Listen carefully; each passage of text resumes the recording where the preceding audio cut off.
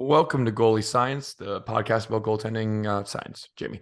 This week is sponsored by Jamie Phillips' Patreon and Jamie Phillips being back today. Everyone, I'm Ben Cernick, and this week you're not stuck listening to just me.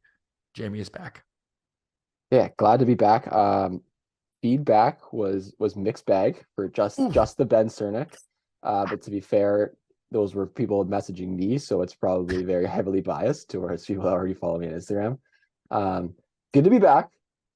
Pretty bummed out we're not going to be able to get together and record an in-person pod. Ben is probably the second busiest person I know behind myself, and I am fortunate to have a week off of school, not a week off of work, but a week off of school. So I am back in the true north, strong and free, 11 hours south of where I normally live. So when people are like, "Oh, you're going down south to school," I go, "I am going very far north." But it's Yeah, that nice was to a be back in Caledonia. Caledonia, Ontario, home of two professional goalies. Cam Talbot was Cam. Caledonia Cam person. Talbot, yeah, Yeah. and then myself, and then there's been a couple pros. There was a pro goalie way back in the day, something Edwards. This would Mm. have been back in like the 60s or 70s. So three pro goalies so far. Like a place where there's like 12 people on a good day. It's at Caledonia is booming now because nobody can afford to live in Hamilton. And so the amount of like housing complexes that are popping up in this area is actually astronomical. And they're like, I come home maybe once, twice a year if I'm lucky. Uh, it never like looks the same. So it's pretty crazy how much it's blowing up. Yeah, and that's talking Ontario housing with Jamie and Ben. Moving on to our actual most important topic of the day. Is Sergei Bobrovsky back in Vezina form, Jamie? Well, no, because you have to be consistent throughout the entire year. But is Sergei Bobrovsky playing as well as he's expected to play right now? I think he's exceeding expectations. Uh, Bobrovsky is a very, very good goalie, always has been. Like you said before, and like people joke about, if you pay someone $10 million with no state income tax and send them to South Florida, it is only a matter of time before they just mail it in all day. Um, so he has not been playing well in the last few years in the regular season. Now he's always sort of found his game in playoffs, but he is definitely playing well. We're recording this on Sunday, May 7th. So the Leafs are playing in 2 hours, or no, 1 hour. 1 hour. 1 hour. And I'm excited to watch him play because as I was telling a goalie parent today when I had a private session, and I just said I just like watching good goalies. Like I just Same. I said love the why same it's thing. just so nice to watch. Yeah.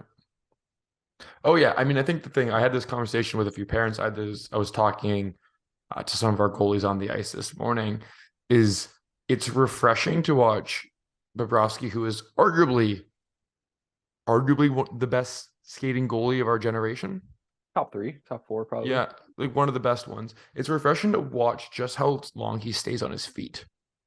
Like I know that shouldn't sound like something to be impressed by, but his transitions in and out of posts, how often when the puck goes high to low that he just stays on his feet and doesn't immediately RBH. Like I know that gets the old timey media super excited to see him Oh not yeah. RBH. At the same time, like anyone, go watch Sergei Bobrovsky practice clips, and that is how you should want to learn how to play around your posts when he's down too. But Except don't go skate on post because I have a video that I've actually edited and I just haven't posted for like 4 weeks.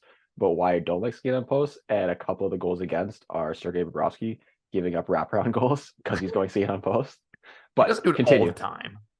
Yeah,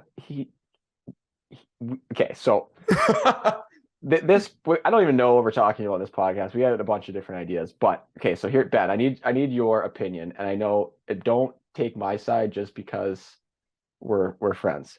Um, I had a goalie, junior goalie, good goalie, junior A level, will be playing college hockey.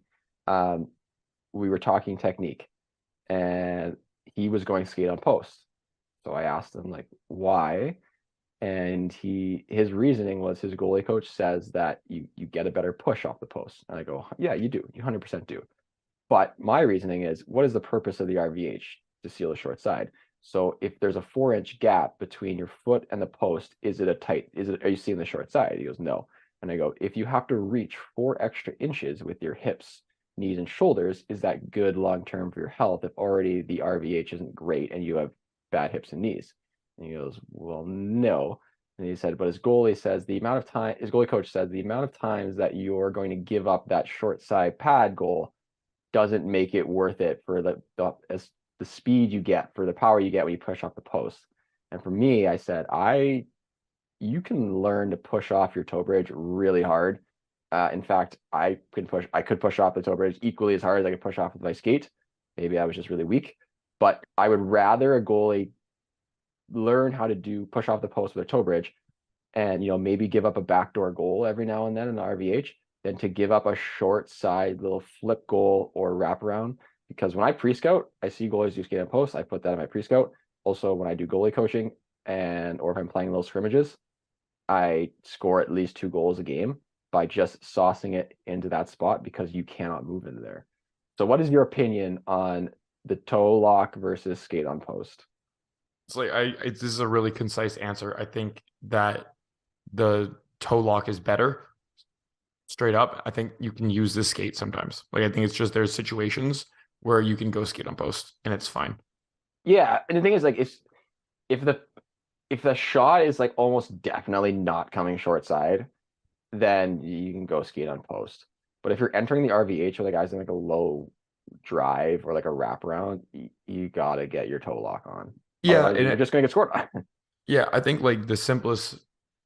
So this is a bit of a weird one, but I sometimes like using skate on post as like an introduction to post mechanics for your younger goalies. Bear with me here. Bear with me. Not everyone, Jamie, wears equipment that always allows them at younger ages, and you shouldn't be teaching like little kids RVHs. So no one get upset.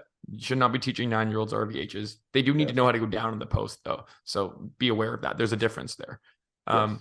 But sometimes younger kids and don't have a toe bridge lockable pad. That is, yeah, that is probably true. I didn't think of Right. that. So sometimes it's just like, yeah, and sometimes it's okay to teach skate on post as an introduction. One thing I find we're really side tangenting here, but one We thing I are way find off. Yeah. is that when we teach younger goalies sliding into the post, or post plays in general, is I find a lot of goalies sometimes get really far into their net. Like I'm talking like their knee stack is what's above the goal line when they're sliding into the post. And you might be a long time since you worked with goalies that are that young, Jamie, but I work with those. Well, since I've been home, I've been working with a lot of young goalies, ranging from 9 to, Yeah, well, up to, I guess, older goalies again. But so let's get long, back. long and short, long and Long short story of this. long. Is Bobrovsky back? Ben? I mean, he's just like playing. He's playing like he actually cares. I think this is something that we always talk about too, and a reality of this is that Bobrovsky signs in Florida. Florida drafts Spencer Knight. I don't know what the timeline is on that, but it's really close together, right? Like because Bobrovsky had that season in Columbus where they upset Tampa Bay. He then signs in Florida. Spencer Knight's 22, so the timeline lines up almost perfectly for them being 1 year apart in one of those orders or same year, right? And so I think inevitably, if you're Sergei Bobrovsky, you're in your early 30s when you sign in Florida on a huge deal, lots of money. I think there's some part of you that's like, okay, it's go to Florida. You've worked really hard in the NHL to get to that point, and you kind of take your foot off the gas. And then you have Spencer Knight coming in, who's supposed to be again like one of the young goalies of that kind of age range. And really, he has been like, obviously, this year's been hard for him, and we hope he's doing well. But like, he's obviously a very good goalie. So I think that situation, we always talk about how dynamics and environments and also team environments suit different goalies. Like Florida is, or it has been for the past couple of years, like a very rush heavy team, right? Mm-hmm. And Bobrovsky, as again, good of a skater and as athletic as he can be, like his game is, he's an amazing in zone goaltender, right? When the game slows down, that's when he shines. So like what we've seen in this Florida Toronto series is Toronto trying to set up in zone and keep sustained pressure. And he's just, when he can just keep his movement small and crisp, like he's excellent.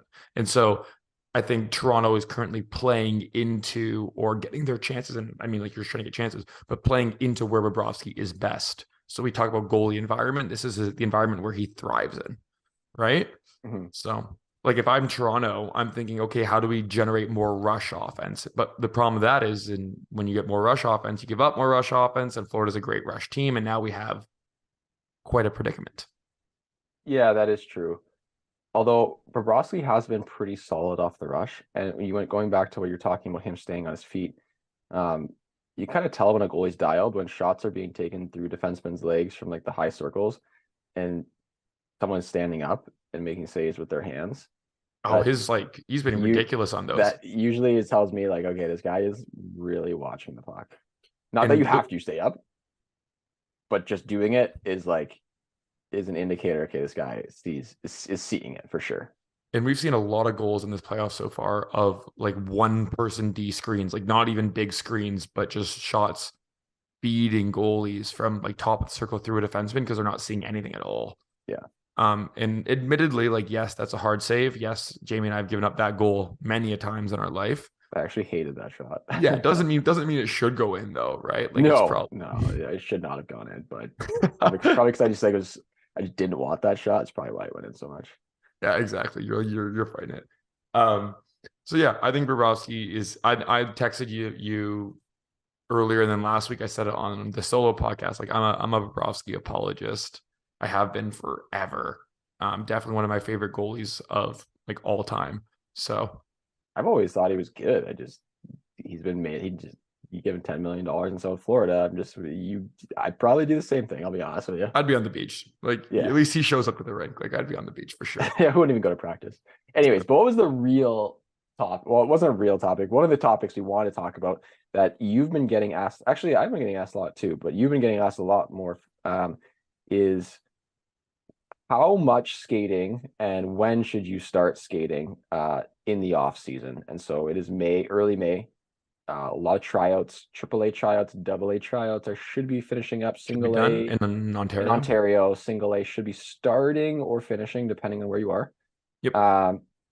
So Ben, when talking to goalie parents, let's talk about minor hockey goalies. We won't get into junior and pro, but minor hockey goalies.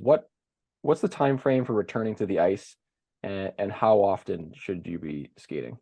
So there's a few things I want to just lay out there that I think are really important off the bat here. One, you hear this all the time about how the importance of being a multi-sport athlete. I've talked about it.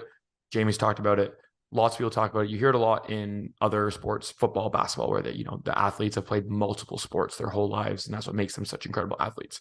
And now it's really bad to only play one sport. I want to make it really clear that it's not really bad to only play one sport. It's really bad to not give yourself appropriate time off, and not allow yourself to have a good balance and explore other things. So first of all, if you're a parent or you're a young goalie and you only play hockey, you love hockey, that's all you play, you don't need to feel bad. You can only play hockey during the whole year. It's fine. You're not going to explode. But it does lead into what the summer should look like.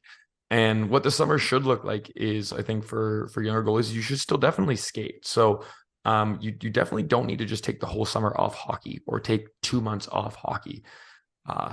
I think it's really important to keep skating a little bit during the year. And this is not because of goalie coaching paying my income. It's how you actually still want to make progress, Mhm. and you still want to ensure you're going. So I always say for younger goalies, definitely take some time off after tryouts, whether it's 2 weeks, whether it's a month, whether it's 6 weeks. It might look like it. It also depends on what your parents are doing. It also depends on what other sports you play in the summer.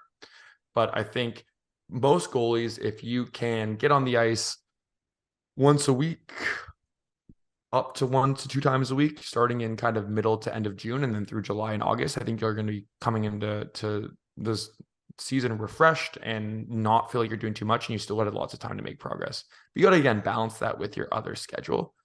I think as you get older, we said we weren't going to talk about junior, but like as you even get older in minor hockey, for those, depending where you live, right? Like a 15, 16-year-old season in the US looks really different than a 15, 16-year-old season looks like in Ontario, right? Mhm. We might have goalies who play Minnesota high school hockey. We might have goalies who play prep school hockey. right? Where those seasons look really different and kind of the scouting process looks really different there. But going into it, the basic way that I would summarize it is take some time off after tryouts, but I would recommend skating at least once a week, or on average once a week over a summer, because you don't want to just take 3 months off. I actually really strongly think that's probably not a good thing. There's a really big argument around injury prevention and goaltending that talks about goalies taking too much time off and then jumping right back into the season and trying to catch up with that. So, Jamie, I just rambled for 4 minutes. It's the solo podcast all over again. Solar Rocket, you're just so used to it now. But no, I would agree. So, or like what Ben said. So when tryouts are over, take a period of time off the ice, whether that's 2 weeks, 3 weeks, up to a month. After that, again, once a week should be enough until closer to, late July, early August, when you start to skate 2 to 3 times. We've talked about how we don't want everyone skating like crazy. You'll just see a lot of people sign up for spring team and spring travel team and then goalie coaching and skills and all these things. For us, like I think like we used to do it the right way for the most part. Well, right way in our mind, where we would just go to on ice and we do a goalie session once a week. Yep. And then maybe we'd hop on and do like a 3-on-3 league once a week as well. So you're getting 2 times on the ice. One's goalies, one's trying to playing. It wasn't too much. And then when it comes to, sports specificity, there's a lot of research showing that playing one sport, can lead to overuse injuries and all these things. But also we have to take into account that hockey is a very expensive sport. Yep. And so if you only have a choice between playing one's like hockey only, because that's what you can afford financially, then it's okay. Don't feel like you're going to get injured. What we're looking for is that, when you're not playing hockey, you're going and playing outside. You're doing different things. You're playing soccer with friends, baseball with friends, volleyball, cricket, whatever you want to play with friends. That's giving you that diversity of sport. Not, you don't have to be rep league baseball, travel soccer. Yeah. That's not what we're looking for. We're just looking for going and playing different activities all the time. And that also includes, like not playing video games all the time, going outside, playing with your friends, playing road hockey, playing as a player at road hockey, rollerblade, like all these different things are going to make you just a better athlete overall. And so I think that's really important. And so steering away from that, when structuring kind of return to ice for a healthy individual, usually we use return to sport for injured people. So I got to get that mindset out. But we're returning back to the ice. You've taken 3 weeks off. You're starting to get back in the swing of things. How should your skating be structured? What are you looking for? Like what does that kind of look for you, like for Ben? Yeah, so the way I plan it for it, right? And we'll say this is targeted to pretty much everyone after they take time off, but this looks not too different from our 19-year-old junior guys to our 11-year-olds who took a few weeks off after tryouts, right? I would always recommend, and this is not different than most training in general, but like a decent amount of skating and getting kind of easing back into those positions, right? So I had a conversation with a couple of our guys who took a few weeks off. We're getting back into it. And I was like, hey, for this first 15 minutes of skating, don't give me, 30 hard 100% snapping butterflies. Don't fly into your post at 100%. Like ease into those positions again, because as much as you want to try and improve things off the ice, you're not butterflying at home in your gear. And we also don't want you to do that. Let's make that clear. Unless you have like a really specific stretching thing that you're really working on. And even then, like I'd recommend consulting someone who can help you do that. But like us. But the thing there is, right, like when you take time off of goaltending, because there is so many specific movements involved, you don't just want to fly in, rush into it 1,000%, because it's different, right? It's the same idea as that if you took a month off from sprinting, you didn't sprint for a month, and then you just get out in the track and you just sprint 100%, right? You're gonna Bo Jackson your hamstring. Yeah, you're gonna feel terrible, right? I think there's probably some people listening who haven't sprinted in general in a long time. Just go sprint. That's me. I sprinted the other day and I felt like a Bambi on ice. I was like, I need to start sprinting more. Oh yeah, and that's one of the best analogies. I find parents understand that one really well, because sometimes I'm like, hey, when's the last time you sprinted? And they're like, yeah. And I'm like, that's the situation here, right? If you take a month off, don't expect, and you just go into a training session, don't expect that to be 100% high intensity training session. It would be a disservice if that was the case, right? Because you haven't butterflied in a month. So your hips kind of get away from that position, right? We always talk about the butterfly is not a dangerous position, but it's certainly not supernatural to the way that our body is designed to move. Doesn't mean we can't do it. Doesn't mean we can't handle doing a lot of it. It's just not something that we naturally do positionally on a day-to-day basis, which means taking time off away from that, our body stops being used to that position for a little bit, right? So those first few Yeah, butterflies are going to be long. So more skating, lighter skating, yeah, and then as you get back into it, you pick it up, and then things should start peaking towards the end of August. yeah. And then, like, usually for most goalies, the thing that goes the first after time off is eyes and tracking. Oh So yeah. for me, the skating and stuff, but I keep it simple. So I like to have 1 to 2 shot drills. Yep. A lot of skating leading up to that shot. So it's a lot of, for those that have been skating with me this week will know we're doing a lot of post to post, out, move, move back, single shot, Yep. quality rebound. And for me, I just want to emphasize the tracking, getting good movements, getting good habits. We're going to have another 20, 30 plus ice sessions before the season starts. Like, we will ramp up the intensity, or your training programs will be, start from once a week, and they'll have that pre-camp program where you're skating twice a day or a couple times a week. You don't have to go all in from the start. This is when the time you should be focusing on, your strength conditioning, you're playing different sports, your general physical preparedness.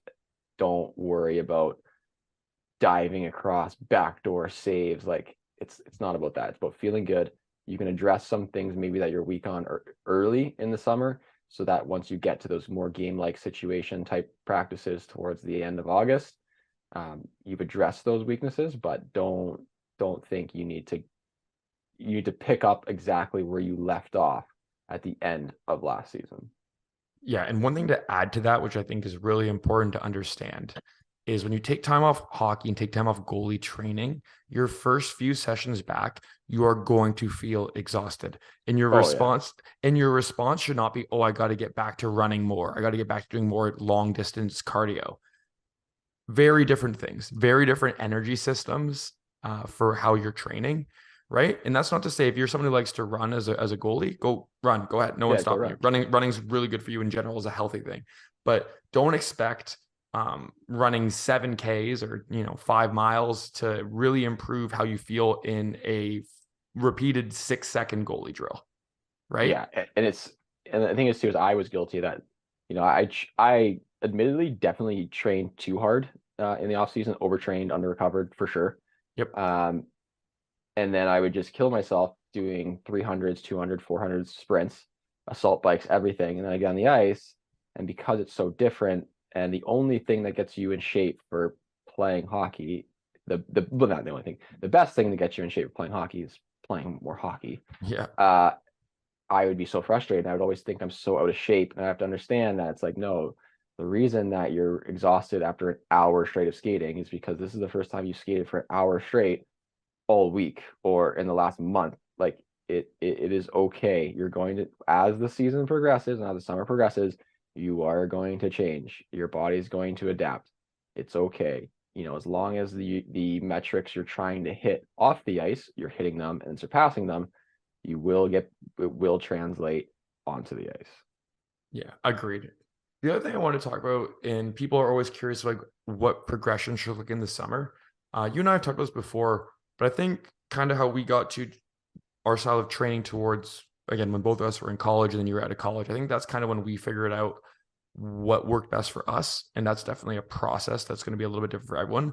But I know that for me, where I found my greatest success was in the summer when I was only playing hockey. I was playing university. It'd be like one goalie power skating session. So I didn't touch a puck, just went out and skated for 30, 45 minutes, depending on kind of schedule.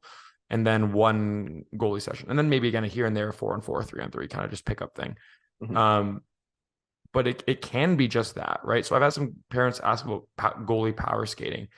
I'm a huge believer in it. I'm a big fan of it. We offer it. I know that we make an effort to offer it with our coaching because I think it's really beneficial. But I wanted to hear kind of your thoughts on it as someone who played, as someone who's coaching, and your use of it too. Yeah, I big believer in it. It depends on what you're doing. So it also depends on your skill level. So I have found that typically when a goalie learns to like T-push, shuffle, butterfly, slide, once they get to that like 14, 15 range, they tend not to progress until you start to do a lot more down skating, dynamic skating, edge work stuff.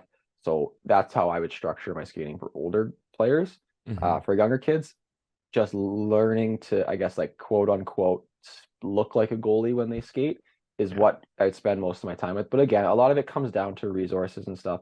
Do you have to do it? No. If you're able to and you can afford it and you're somewhere where it's offered, yes. Or if you're able to just get on stick and puck for $5, go put your gear on. A lot of my remote goalies do that and send me videos, and it's perfect because they just take a little piece of the ice and they do their edge work drills for 30 minutes and they get off, and it's great. So don't there's nothing wrong with that. Don't feel like you're impeding, but or even like some people will go to an actual power skating coach in just their goalie skates.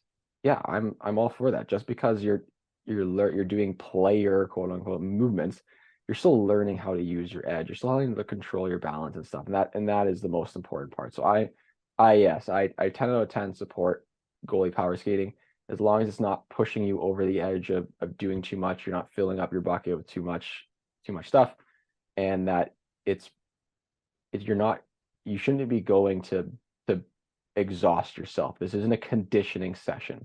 This is a skill building session with a little bit of cardio built into it. Yeah, that's an important distinction too, right? Like, Yeah. Well, don't lot of time will be like goalie power skating, and we're just gonna push, push, push, push, push, push, push. Well, no, because anyone can push hard, but now you're sloppy and you're getting bad habits. If I'm taking the time to power skate and taking the money to power skate, like I want to learn to be better. I want someone to watch my edges. I want someone to make sure my body, my techniques and mechanics are good. So I think there needs to be more of an emphasis on that, but also like everyone tries to do too much. And we were so guilty of it too. oh yeah. Used to And do, I mean, I and was it's someone like I get it. Like if you're paying $200 for the hour session, like you want the most bang for your buck. I get that. So you want to have tracking game like cardio, strength, whatever. You want it all in one, but the reality is it is best to just focus on one or two things, because if you try to do everything, you end up doing nothing. So it's really it's hard. I get it. I can see why a lot of parents and goalies will think that way, but it's just best to have a singular or at least a double focus going into that session. yeah, and that's something that everyone wants that, right? It's the same idea as like if you're not sore the next day after a workout, you didn't work hard enough, right? If Mhm. you're not exhausted after a goalie session, you didn't work hard enough. It's more complicated than that. Oh, it drives me crazy when people say that. Right. But again, it's all part of the process. And if a few people can appreciate that you don't need to feel that way after goalie training or an off-ice workout, that's a benefit, right? Some of the Mhm. best training sessions, again, are, you had your hour with your goalie coach and 30 minutes you spent talking on stuff, right? Yeah. And I think Oh that yeah. that's how things progress as you get older. And so if you're a younger goalie listening or a parent of a goalie listening and you're like, wow, that our goalie coach definitely seems like they're talking a lot. Like they're not even stopping pucks. It's on purpose, right?